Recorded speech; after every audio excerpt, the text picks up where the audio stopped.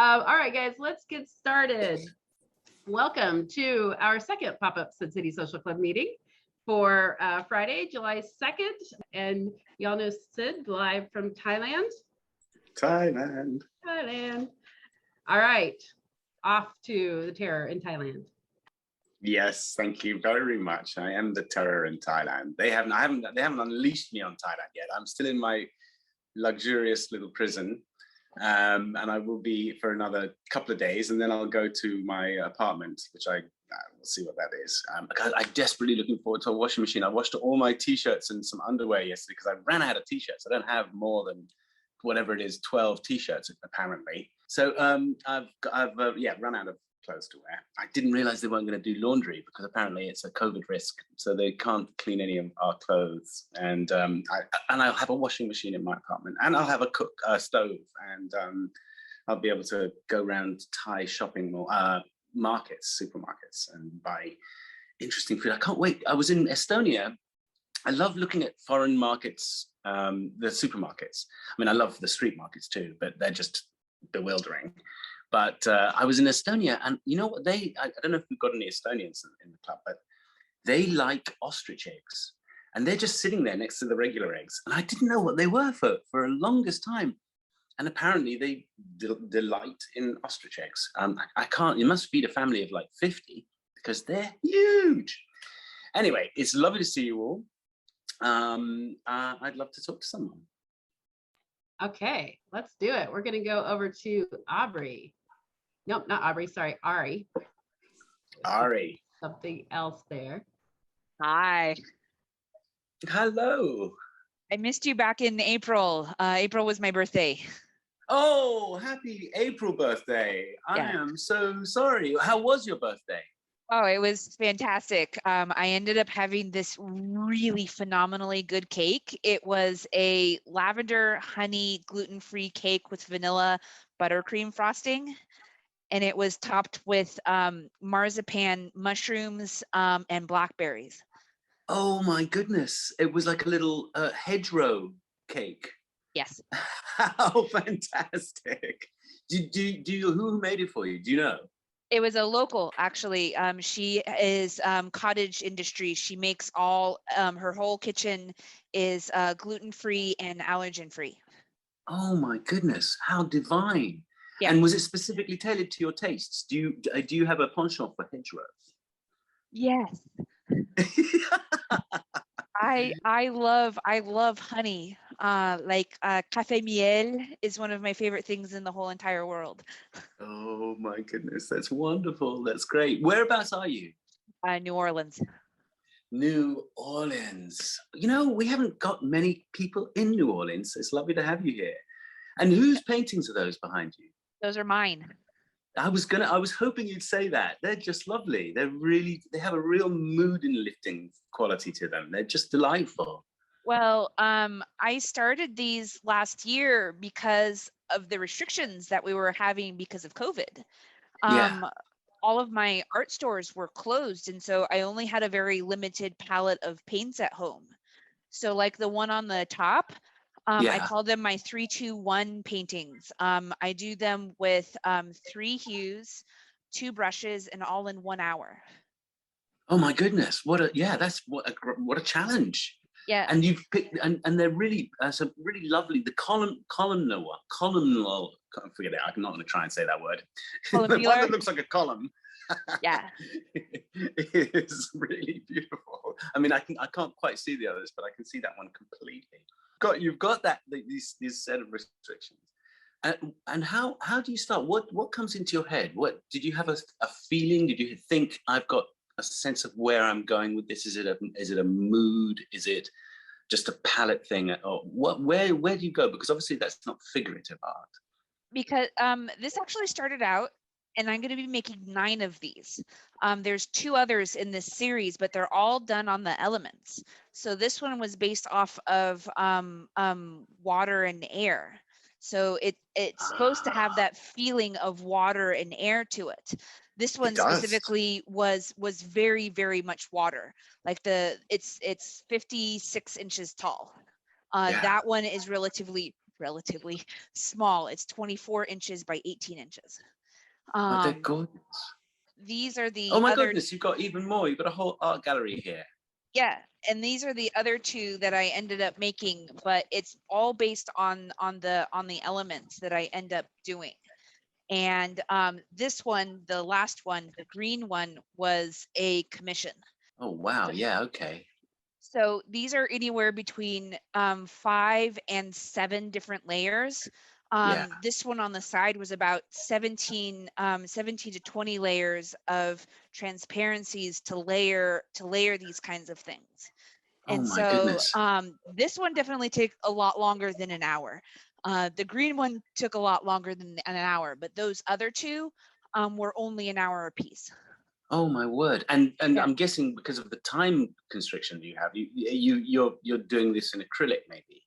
Yes, I am doing it in acrylic. And are you a big fan of the food in New Orleans? Is that one of, because it is world famous for that. Oh my gosh. And there's some really beautiful food out here. Like, and it's not just Creole or Cajun. We also have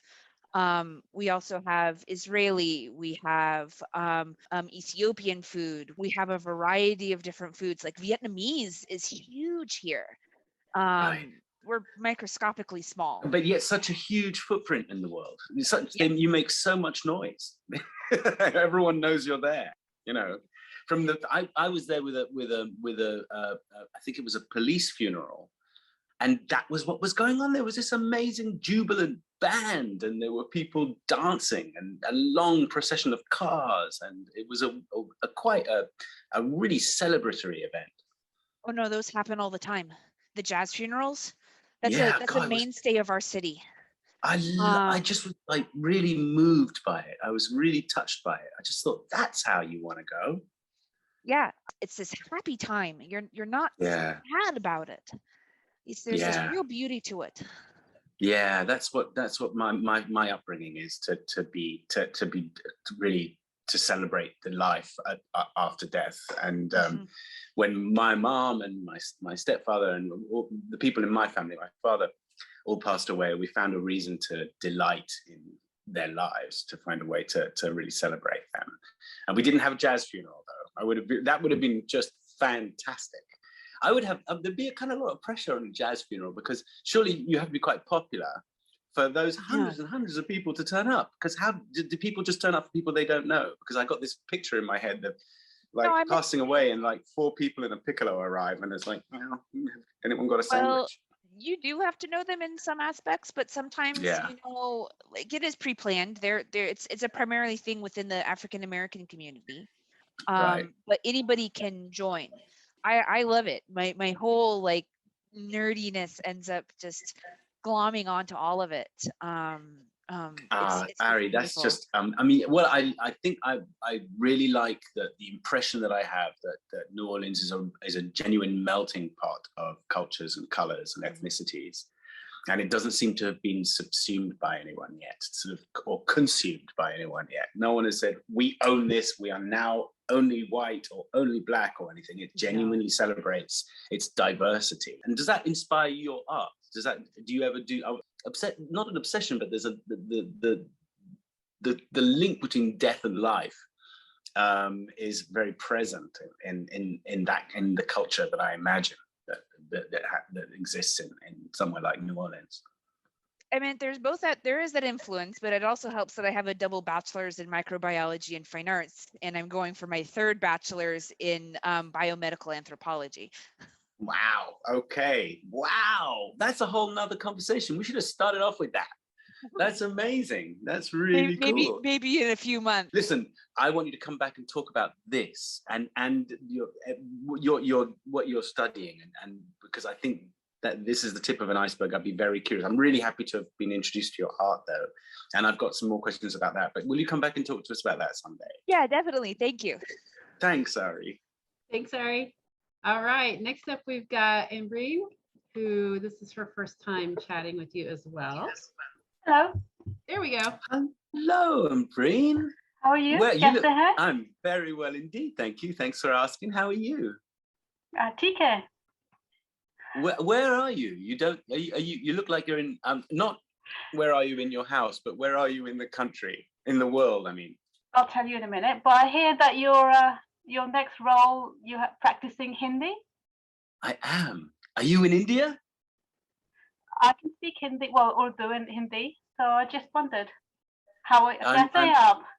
I'm learning Hindi for the role I'm playing right now, and I speak quite a bit of it, and I find it incredibly hard. It's really difficult for me because the Arab sounds that I naturally fall back on when I'm doing some other language are just not allowed in the Hindi dialect. So what phrases do you know? What do you know so far? I don't know anything. I'm working on just getting my mouth to obey my brain and do the right sounds. So you can't speak slowly unless without betraying the fact that you don't know Hindi very well, because they have the fastest lightning speed of brain that I've come across in languages. Are you a native Hindi speaker, or is that your second language? Third? Well, it is now my second language, but it was my first language. But English is my first. And what took you to India? I'm curious. Oh no, I was born in Pakistan, and you were born in Pakistan. Yeah, but my parents are Indian. They moved to Pakistan during the partition. Yeah. So I grew up in Pakistan. Then I moved to England. Then I moved here. Wow. And where is here? You said you were going to tell me in a minute, but you weren't specific. I'm going to let you guess. I'm going to give you some time. Okay, I like that. I think that's pretty cool. I'm thinking that's good. Okay. So I will. I'll guess. You're being very enigmatic. That's the first time somebody said that to me, so that's cool. And so what okay, I can't ask because of your, okay, I'm gonna have to start guessing. So give me a clue, because this is difficult. It's probably out of the blue. You might be, are you connected in some way with my life? Do you know someone who I've known personally? Yes. Is Mel nodding? I'm nodding. No, I'm nodding. No. Mel is not nodding, so no. The answer is no. You're saying the same words, but you have different meanings. Okay. But definitely someone I know in my life. So this is because I was told that there was someone I was going to have to guess things about, because obviously where you live gives too much away. Yeah. I saw some trees. Pine and manuka. Okay, wow, manuka. So isn't that a honey tree? Is that the bees get the honey from there? So you're in New Zealand. Well done. Okay, so you've got the fancy New Zealand honey. Do you know Elmi? I think I do. Am I getting close? Very close. Are you Elmi's mom? I am. Well done. Hey, I'm brilliant. That's amazing. Fantastic. It took me when New Zealand was really important. Manuka was a huge clue. Thank you very much. That really helped. Wow, that's fantastic. It's what a pleasure to meet you. Thank you. Pleasure to talk to you too. It's such a pleasure. We have heard so much about you. Good stuff, I hope. Of absolutely good stuff. We do know what an important person you are in their life. So I think that's pretty amazing. So you moved to New Zealand with Elmi from. You've been moving around from England. So Amas was born in Elmi was born in England. She actually nearly died, but that's another. Oh my God! She nearly died in England. Well, when I was pregnant with her, with them, sorry, I'm trying to get this right. She stopped moving. It's a learning curve. Yeah. I used to listen to opera when I was carrying her, and she just stopped moving around in my, belly. And then one day she didn't. Sorry, Elmi, they God, trying to work it out. Don't. It's totally fine. You're among people who love them, so you're fine. So they stopped moving. So I went into hospital, and they kept me in, and I was induced the next day. And she was basically dying because all her blood had just stopped going into her. Oh my and she God! was in special care for about 2 weeks. How terrifying! Yeah. So Ami is a fighter. That's yeah. Yeah, I'd say she's a doer, an organizer. She's massively proactive. She's incredibly multi-talented. There you go. I'm saying she right there.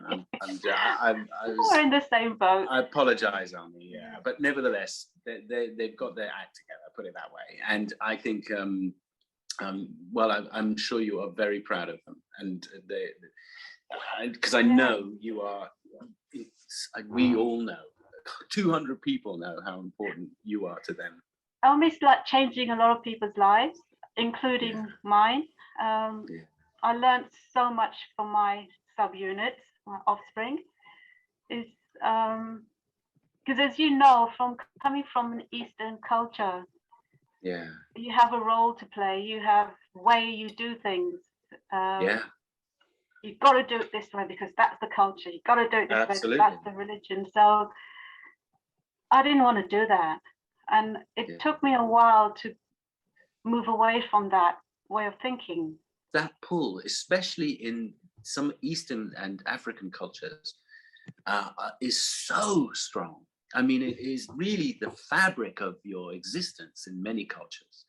So how did you manage that? Because that takes almost superhuman effort to bend those rules, which are so rigid. Almi might not realize it, but with respect, understanding that they're human beings, they can think for themselves. And I always argued with my mom when I was younger, like there'd be rules like you can't do that, it's not Islamic. I'm thinking, but it doesn't make sense, it's not fair. I'd be always arguing with my mom. So that thought process was already there.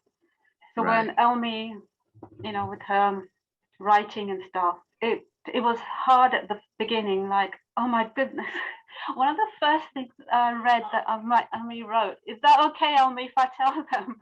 I'm so sorry, your ears must be burning. They wrote something with the supernatural, but it was really, really, really X-rated. And I couldn't read it. I difficult for a mom. That's difficult for a mom. I know, absolutely. But it's like, oh my God, this is my baby. That's difficult. You're not. No one will hold that against you. So hardcore, I could not read it. So I marked it as bloody hell. Maybe when I've grown up a little bit, I might read it. But yes, I don't think there's any parent who is ever going to be grown up enough to read anything like that from their child. It's just not going to happen. But I have learned a lot about sex from Elmi's writing. You got to get out more. That's very, very funny. That is really hilarious. That's really cool. So you have this really symbiotic relationship with your child, and that's that's really, really beautiful. And you've clearly done an exceptional job, because I know your influence is pretty huge. You've just done such a lovely job. Well done. But so how have you adapted? Because New Zealand is, by all accounts, I've only spent 6 months there, but it is really one of the most progressive, wonderful countries. Is it very liberating there for you, or do you find it kind of complicated, or what's your sense of the country? Because we moved away from my family and we're living in a rural area, so sort of miles away. We're kind of middle of nowhere, sort of. Yeah. So it's easy to forget everything else, just focus on what's here. Yeah. So to be able to think for yourself, that's the important thing. Not being able to be bombarded by outside influences. Yeah, yeah. Well, I know that we are all so. I had a difficult time guessing you were Elmi's mom, because frankly, you just don't look old enough. But it's been a real pleasure to meet you, because we've already met you in many different ways, and it's nice to put a face to the soul that we've been helped to perceive over the years now. Thank you. Thank you very much. It's been a pleasure. Plucking up the courage and coming to say hi. Come and say hi as much as you want. I will. Thank you. Good. Oh, can I just say, Ari's art, I loved it. Isn't it beautiful? Yeah, I love the fact that it's only like 1 or 2 colors. I mean, Elmi's a good artist. The poster they did.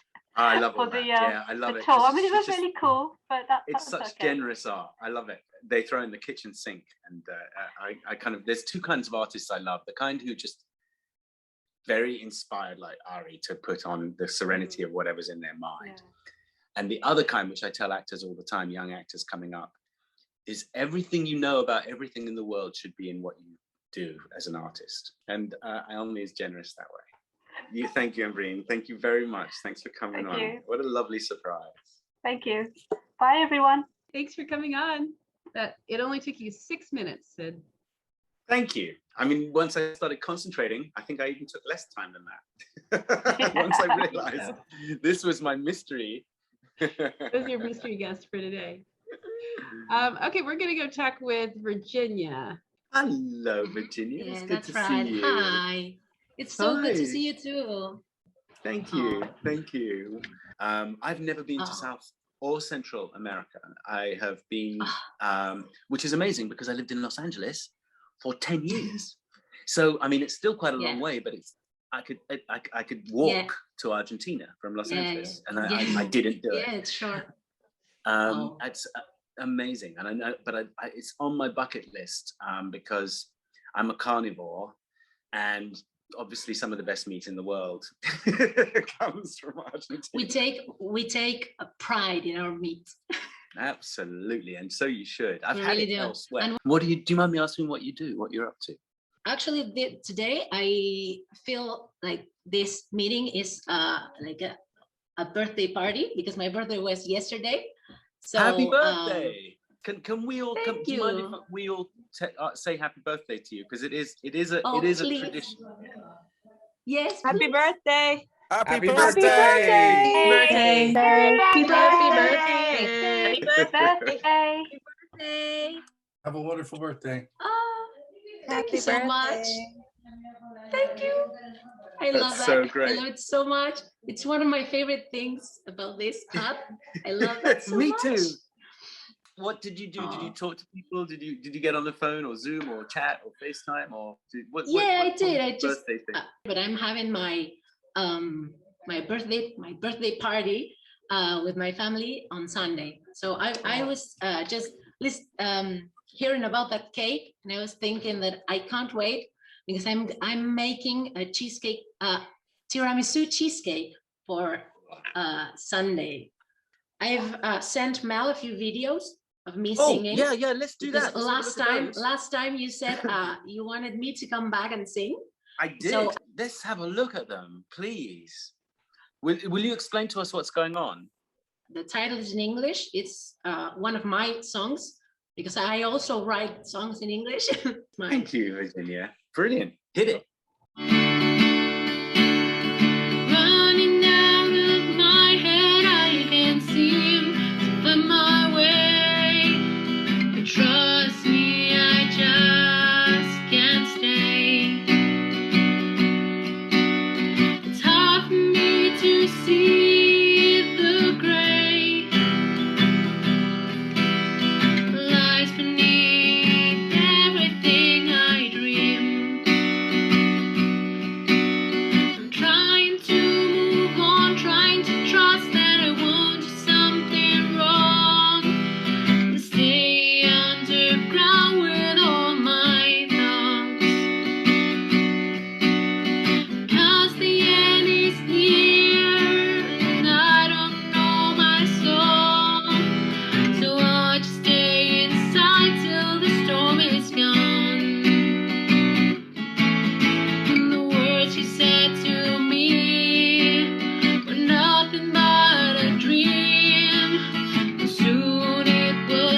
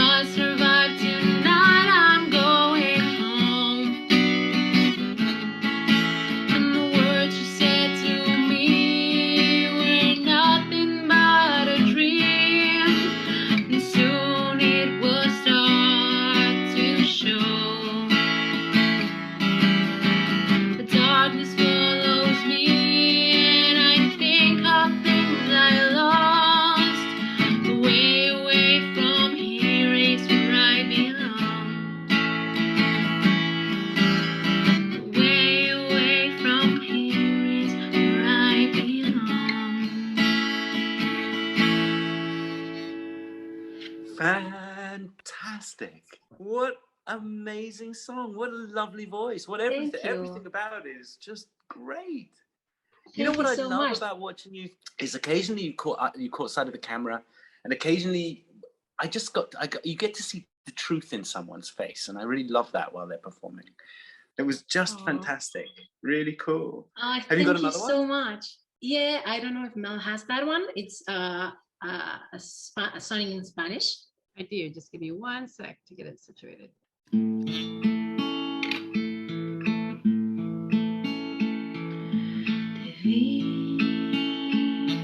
Juntabas margaritas del mantel. Ya sé que te traté bastante mal. No sé si eras un ángel o un rubí, o simplemente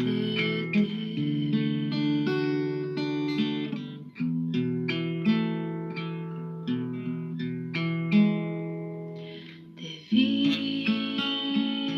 Saliste entre la gente, saludan.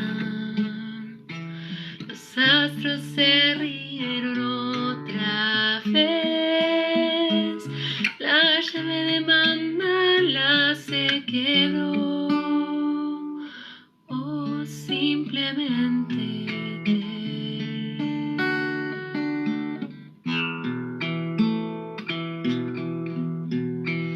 Todo lo que diga está de más. Las luces siempre encienden en el alma, y cuando me pierdo en la ciudad, vos ya sabes comprender. Es solo un rato no más. Tendría que llorar o salir a matar. Te vi, te vi, te vi. Yo no buscaba a nadie, te vi.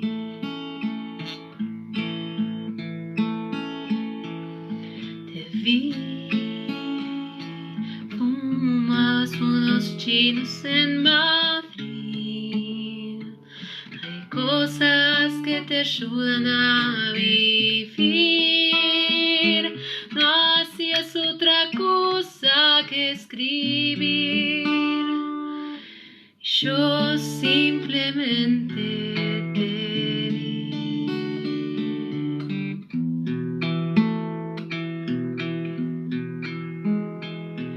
Me fui, me voy de vez en cuando a algún lugar. Ya sé, no te hace gracia este país. Tenías un vestido y un amor, y yo simplemente te vi.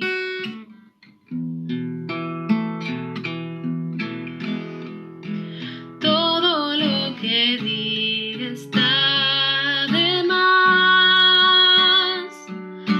Las luces siempre encienden el alma, y cuando me pierdo en la ciudad, vos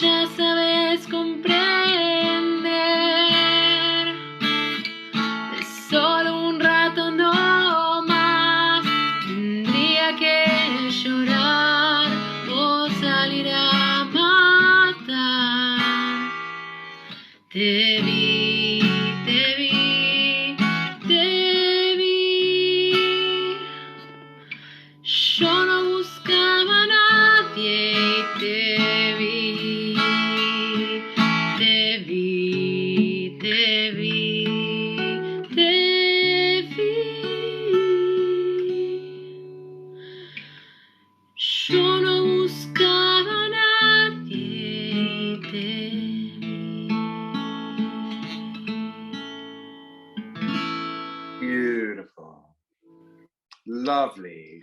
You are so talented. That was Thank you absolutely so beautiful, much. Virginia. I learned that song just for you. Oh, thank you. I mean, my Spanish isn't good, but I remember I remember enough to know that I think that song is something to do with sharing toothpaste with a hedgehog on a bus. I think. Yeah, definitely. Yeah. It's that. That's Yeah. exactly. It's so you guessed moving. 2 out of 2 today. I don't understand any Spanish at all, but that I did know. That I do. I can know enough to know about that. And the hedgehog thing just gets me every time. Oh, yeah. That was lovely. Thank you very much indeed. That was really beautiful. Thank you so much for letting me share that. Thank you too. It is a beautiful song. It really was. Really and beautiful. You just made it work. Thank you very much indeed. Thank you so much. You rock. Thanks, Virginia. Okay, we're gonna go talk with Kate. I believe this is Kate's first time chatting. Oh, good. See if she can bring any hedgehogs on buses. Yes, my translating skills up. I'm working on it, put it that way, and I think I got that one pretty much down. Hey. Here she is. Hello, Kate. Hey, nice to meet you. How are you? Nice to meet you too. You have a lovely ceiling behind you, or is that a wall? It's a wall. It's a wall. It's just a wall. It's just it a doesn't crappy say apartment wall. anything, which is very cool. Where is that wall? It's in New Jersey. Oh wow, okay, cool. Yeah. How is New Jersey? How is it? Because everything is opening up big time. Yeah, it's not so wonderful. Yeah, I mean everyone's saying we're like 70% vaccinated, but everything's opened up, and I just was in the Walgreens yesterday and I was like one of 2 people wearing a mask. Yeah, it was really scary. It was really scary. You know? How is your life though? What makes you so cheerful? It's good. I'm just really happy to be here. Thanks for letting me speak. Really cool. I wanted to tell you, I was able to teach sections of Cairo time in my lit class. I just did a undergraduate, upper level undergraduate American lit class that we called Challenging the American Dream. So I was able to kind of fit that in there, and it was turned out really well. They really liked it. How did your students respond to that? They were actually really great. We paired it with a short story by this guy named Nat Nakasa, who wrote this piece. It was like a nonfiction piece of his life called Johannesburg. And it's all about him losing his identity because so much American culture is coming into his country. And he's just feeling like he doesn't belong, things like that. And so then we read that, and then I played the part from like where your character is walking with, and she hands him the letter, and your character is talking about how Americans are killed just because they're Americans, and then moving into the rug weaving scene, and then finishing up with that whole section of basically she's like, oh, maybe I can help, or maybe my husband can help. And your character's like, well, maybe you can just make all of us better, right? Like that kind of American. Yeah, absolutely. Yeah. That's really cool. How do you feel being American? Where do you sit as an American? Does that is it part of your identity? I mean, identity is a kind of interesting thing because I don't care about it and I care about it at the same time. Yeah.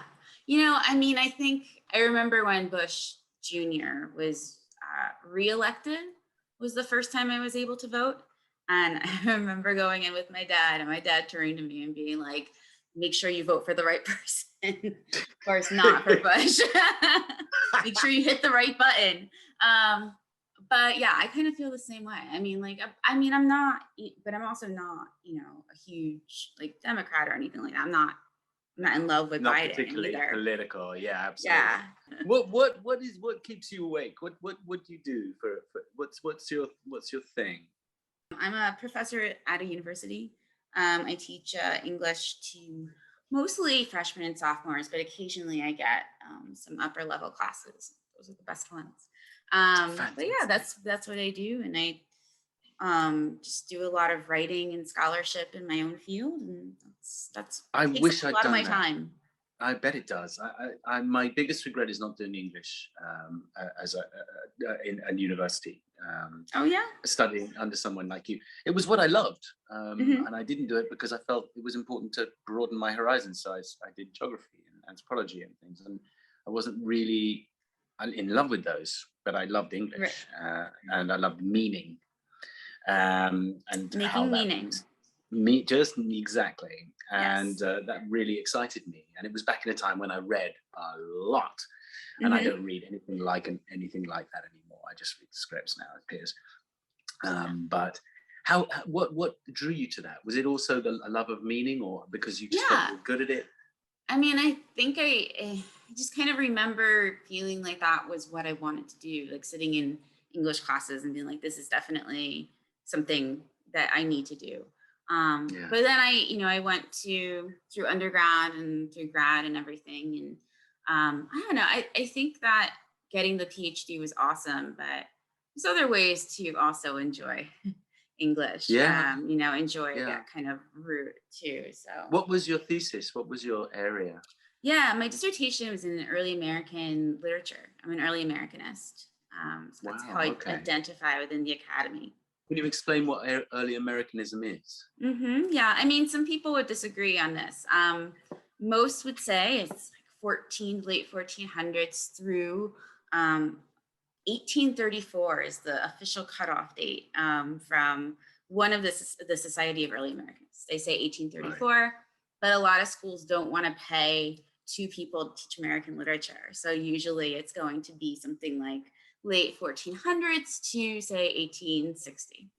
Okay. And early Americans, I'm assuming, covers immigrant Americans, or does it cover First Nations? Of course. We call it vast early America. Right. Vast, right? So that it's just not all New England Puritans, right? It's everywhere, right? I mean, it's the transatlantic, kind of triangular trade. Yeah. Well, somebody was quoting from John Adams, because the 4th of July is right around the corner. And we got into a discussion about how Abigail Adams would always just kind of be just one step ahead of her husband and everything, right? She was always like, oh, well, John, you should take care of that slavery issue, or, you should probably take care of that women's rights issue. And he'd always be like, nah, like that was his response. But then she would write to other friends and be like, can you believe him? Like, this is ridiculous. How does he not hear me? And that you can see that a lot in other women's letters too. It's really cool. So that's interesting, because you're not just an English scholar, but you really are a quasi-historian. I would say it's literary. You straddle both of these areas, except I suppose history.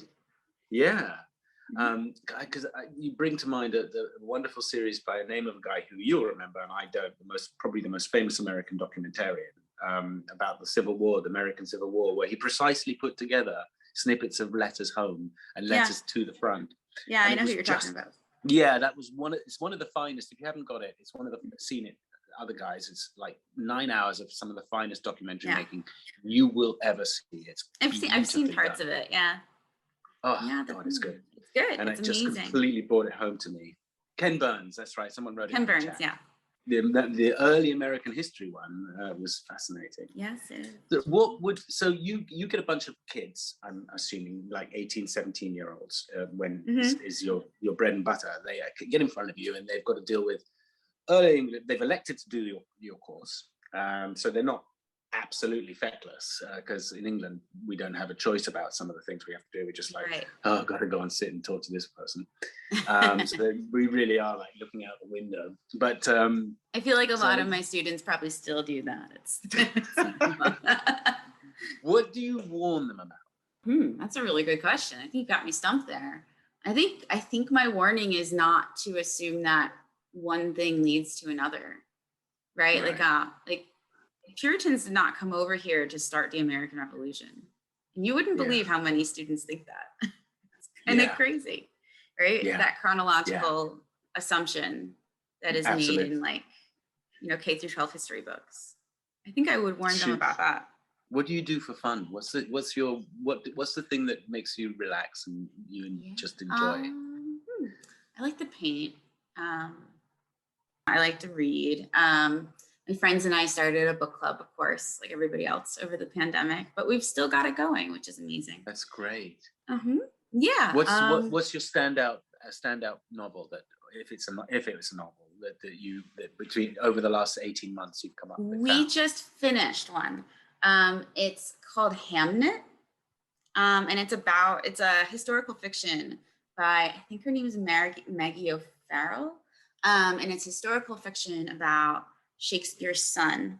And it kind of goes into this weird place of kind of magical realism, and there's it's kind of odd, and it's kind of part romance, but it's also a story of the plague, and it's really good. The writing is just beautiful. I mean, some of her sentences just go on for, lines and lines, and you're like, wow, that still makes sense, even though it's taking forever. It's our job to get things wrong, but academics are supposed to get things right.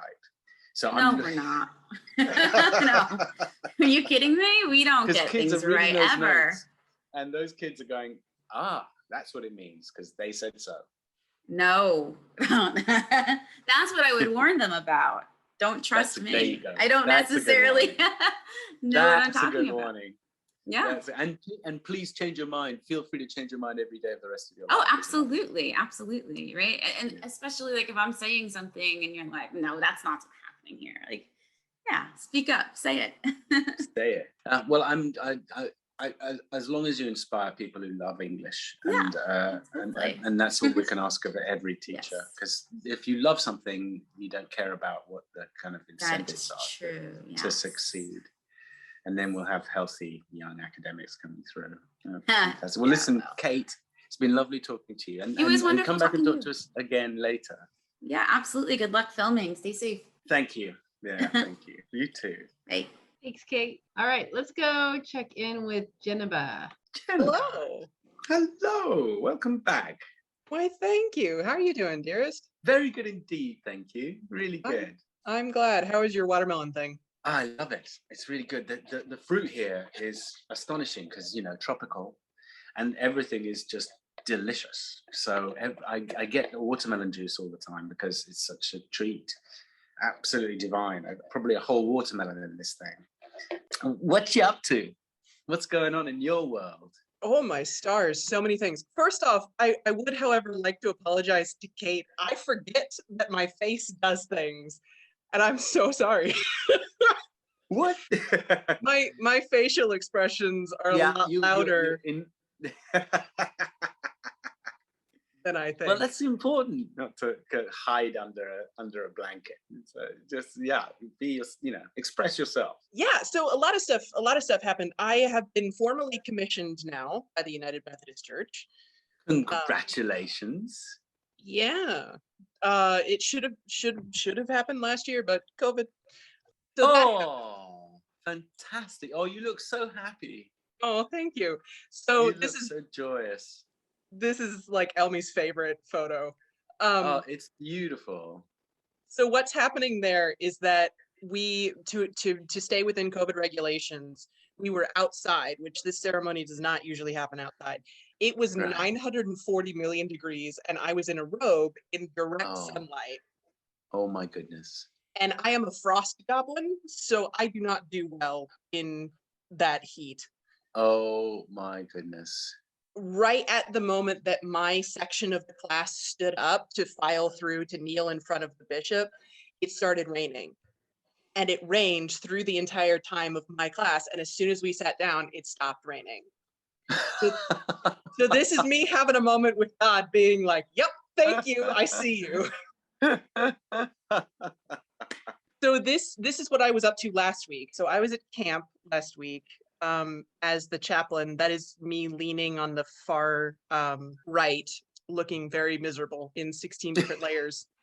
Because it was the first day of summer up here in Michigan, and where I was, which was up at the tip, actually I have a map behind me. So I was up here at the very tip top of the Lower Peninsula.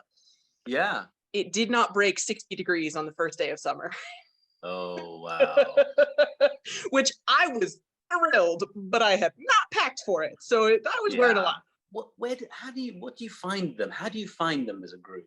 How do you communicate to them as a group? Because you're probably forever having to add caveats, like to be like, well, if you're, and maybe that you're included and you're included. What was that like? So this is part of why I wanted to come on and mention this to you, because you and Mel created a lot of the stuff that I ended up using. Also scripture, because Jesus, and neither of you are Jesus. No. Although sometimes, I think I am. I mean, that would complicate our relationship quite a bit. But so the thing of it is, though, is that over the course of the last year, and I wrote Mel a whole long email about this, and thank you for reading that, Mel. She deserves it. Yeah, it's true. It is any true. Gratitude fired in Mel's direction is absolutely deserved. The thing about it is that over the past year, with this particular club and with the atmosphere that the two of you and then all the rest of us have created over time, that's ecclesia, that's koinonios, in terms of like what church capital C should be, and not necessarily that like, oh, surprise, you're all Christian, because that's not true. But in the sense of the community that holds the doors not only wide open but rips them off the hinges, and to have that space, especially over the course of the conversations, just of me having started my first solo church during this past year and trying to lead a congregation during a pandemic during this year, and also doing the commissioning stuff where, I remember you and I talked at one point last summer, and you had known me for approximately 24 minutes at that point. Yeah. So like your indignance on my behalf and the conversations that I then ended up having with other folks in this particular club were a lot of what I was channeling for the kids, to be like, if I can find a space, then I can make one for you. Yeah. And it was really great because by the end of the week, we had these things that were called affirmation bags that are just little paper bags, and you stuff stuff in them during the week that are like, I think you're cool. But some of the stuff that I got from these kids were like, you made this safe. And I had not had that before. That's great. Right? That's a gift. That's a real gift. Yeah. And so to be the beacon, I had to be the beacon, right? And I love that, Jennifer. I love that. You know what I love about that? Especially given your vocation. And it is that it's one thing talking to people about God. It's one thing talking to people about religion. It's another saying he loves you, she loves you, however you want to describe it. It means absolutely nothing unless you walk the walk, unless you actually demonstrate God, unless you demonstrate that love and that inclusiveness. So I think you probably did them a huge favor. I'm assuming that they wanted to be there because they understood the nature of the camp. They weren't, they were interested in had questions about religion, and I think what you did was really exactly what they needed, and what everybody needs. And religion would be much easier to accept and less fractious if we were demonstrably loving and demonstrably inclusive, and all of that stuff. The words mean very little, and the words on the page mean very little to me too. As you were talking earlier about language and the ways in which we use language, it is so good to be able to have a different narrative than the one people usually have. So like I started off the camp on Monday with the creation story at the beginning. And one of the things that people don't really talk about with the creation story, the Judeo-Christian creation story, is that it repeats over and over again, God made this and it was good. God made it and it was good, and it was good and it was good. And at the end, God looks at everything that God had made and said, awesome, this is super cool. Yeah. And actually one of the tattoos that I have has the Hebrew from that part, which is Tov Meod. And so I was telling these kids, you are Tov Meod, you are very good as you are. And I could watch some of them say no, I could watch the light bulb of no one has ever said that to me, that all of who I am is very good. Yeah. Well, I'm curious about something because I got you right in front of me. And I asked this question to Kate a second ago, the professor of early in American literature.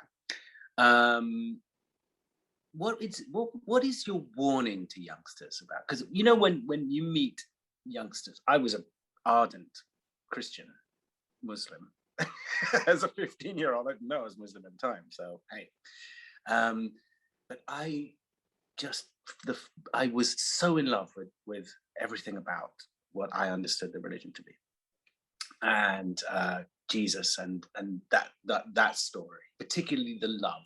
And then of course I started to grow older and question and make things happen. And these kids are in that same, probably in a little bit ahead of me, probably a couple of years later than I was. No one warned me about anything. They just went, here it is, it's beautiful, enjoy. What if you had a chance and you were it was appropriate to speak so personally that you could warn someone about something like this? What would you say?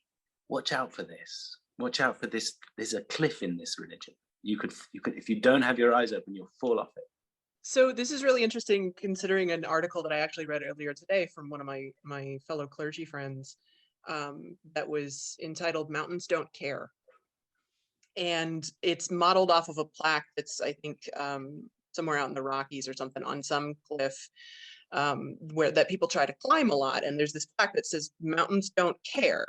It does not matter if you think you can do it. Like, if something goes wrong, the mountain is going to change shape for you.